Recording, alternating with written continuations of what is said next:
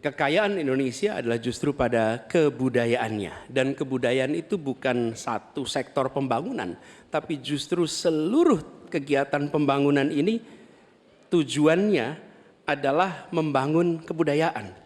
Jadi tujuan dari seluruh sektor pembangunan membangun kebudayaan. Karena itu yang harus dikerjakan pemerintah adalah menciptakan ekosistem yang sehat sehingga para budayawan bisa memunculkan ekspresinya. Dan budaya itu bukan hanya dirawat. Kalau dirawat seakan-akan dia warisan masa lalu saja. Budaya itu harus dikembangkan sehingga terus-menerus berkembang. Karena itu kami melihat perlu dibentuk dan kami berencana Kementerian Kebudayaan yang nantinya akan menjadi penyalur sumber daya dari negara untuk diberikan kepada kalangan budayawan agar mereka tumbuh berkembang membangun karya-karya kebudayaan yang luar biasa di Indonesia. Terima kasih. Ya. Kini giliran Pak Prabowo Subianto untuk merespon tanggapan ini. Waktunya 1 menit, silakan Pak Prabowo. Saya kira kedua respons itu masuk akal. Saya bisa menerima dua respons itu. Memang banyak benarnya. Ya kita harus benar-benar memberi ruang untuk inisiatif, untuk inovasi, kreativitas. Tapi jelas pemerintah harus tidak ragu-ragu dan pemerintah harus berani untuk juga turun tangan, menjaga situs-situs, membantu museum-museum, membantu istana-istana sultan-sultan kita yang banyak sudah mau roboh. Ini harus kita bantu. Ini warisan budaya, warisan sejarah kita. Hal-hal seperti itu harus kita perhatikan. Tapi saya bisa menerima, saya juga setuju itu. Kalau saya jadi presiden, saya memikirkan Kementerian Kebudayaan. Ya. Kalau ide yang baik dari manapun saya bisa terima dan saya dukung. Terima kasih. Ya. Terima kasih. Ketika kita berbicara tentang mencerdaskan kehidupan bangsa, maka pendidik menjadi kuncinya. Kita ingin pendidik bisa mendidik anak-anak kita. Karena itu kita harus bertanggung jawab dengan penuh atas kesejahteraan pendidiknya agar dia bisa konsentrasi mendidik anak-anak kita. Prinsip itu harus dipegang oleh seluruh penanggung jawab kebijakan di seluruh Indonesia. Kalau kita punya pegangan itu, maka terjemahannya mudah. Terjemahannya adalah pertanyaan, apakah tenaga pendidik di tempat Anda bertanggung jawab sudah mendapatkan penghasilan yang adil, penghasilan yang setara. Jadi masalah-masalah yang kita miliki sekarang, misalnya ada puluhan ribu guru honorer belum diangkat jadi guru P3K.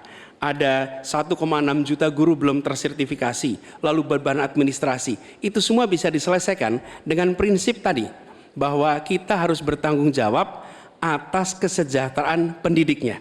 Jadi program yang menurut saya harus dikerjakan, kita akan rencana kerjakan adalah percepatan sertifikasi guru. Pengangkatan 700.000 guru honorer menjadi guru P3K. Kemudian beasiswa untuk anak guru dan anak dosen serta anak tenaga kependidikan. Jangan sampai mereka mendidik ratusan anak tapi anaknya tidak pernah bisa menyelesaikan pendidikan sampai tuntas. Kemudian penghargaan dan tunjangan bagi dosen dan peneliti yang berbasis pada kinerja. Dan yang tidak kalah penting adalah mengurangi beban administrasi. Dosen beban administrasinya luar biasa besar. Dosen itu mengajar, meneliti melalui pengabdian masyarakat, tapi jangan diberikan beban administrasi yang terlalu besar. Jadi prinsipnya ada nilainya dulu yang kita pegang, kemudian ada turunan teknisnya, teknokrasi yang tadi saya sampaikan, dan kemudian bebaskan dari beban-beban yang tidak perlu. Demikian jawaban kami. Terima kasih. Selanjutnya kami persilakan kepada calon presiden nomor urut 2 Bapak Prabowo Subianto untuk menanggapi atas jawaban yang disampaikan oleh Bapak Anies Baswedan. Waktu Bapak 1 menit dimulai saat Bapak berbicara. Secara garis besar ya, secara objektif saya menilai jawaban-jawaban Pak Anies baik, bagus, relevan. Saya banyak setuju dengan jawaban tersebut. Mungkin maklum beliau mantan Menteri Pendidikan begitu. Siap Bapak.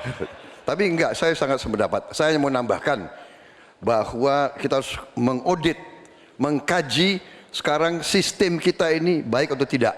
Karena banyak sekali kebocoran-kebocoran dalam alokasi dana yang diturunkan sampai ke tingkat kabupaten dan sebagainya. Ini menyangkut memang masalah mental dan budaya banyak pejabat-pejabat kita. Jadi kita harus koreksi diri, kita harus audit, dan di mana masalah sistemik yang kurang baik harus kita perbaiki.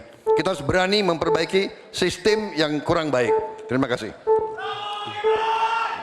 Masih ada waktu Bapak? Disampaikan Pak Prabowo tadi baik, izinkan kami meneruskan Pak Prabowo. Data ini diperlukan komprehensif. Kita harus tahu berapa, di mana penyandang disabilitas, dan disabilitasnya apa. Dan kita harus melihat bahwa membantu penyandang disabilitas itu bukan charity, tapi pemenuhan hak asasinya dan tanggung jawab negara. Karena itu kami mengusulkan, dan ini kami rencanakan, bekerja bersama dengan dinas di tiap wilayah, lalu bekerja dengan Dasawisna PKK yang tahu wilayahnya, mereka diminta mencatat sehingga tiap kabupaten, kota, provinsi memiliki data tentang penyandang disabilitas. Lalu alokasikan anggaran untuk memenuhi kebutuhannya. Ketika dia bersekolah, sekolahnya harus dimodifikasi, maka dinas punya anggaran untuk modifikasi, tidak membebani sekolah. Jadi siapkan datanya, siapkan anggarannya. Terima kasih. Ya, selanjutnya kami persilakan Pak Prabowo untuk merespon tanggapan dari dua capres ini. Waktunya 1 menit Pak, silakan. Ya, sekali lagi kedua masukannya juga sangat relevan. Ya, saya juga sependapat. Tetapi memang sekali lagi bahwa pemerintah harus lebih proaktif investasi di sekolah-sekolah khusus untuk mereka dan mencoba teknologi khusus. Sekarang sudah banyak terobosan dalam bidang teknologi untuk membantu kaum disabilitas, mereka yang penglihatan kurang, mereka yang pendengaran kurang dan sebagainya. Mereka yang yang tangannya sekarang sudah ada protese-protese yang tangan-tangan buatan dengan artificial intelligence dan teknologi miniatur. Jadi pemerintah harus lebih banyak pengeluaran di bidang membantu kaum disabilitas. Terima kasih. Jelajahi cara baru mendapatkan informasi. Download Metro TV Extend sekarang.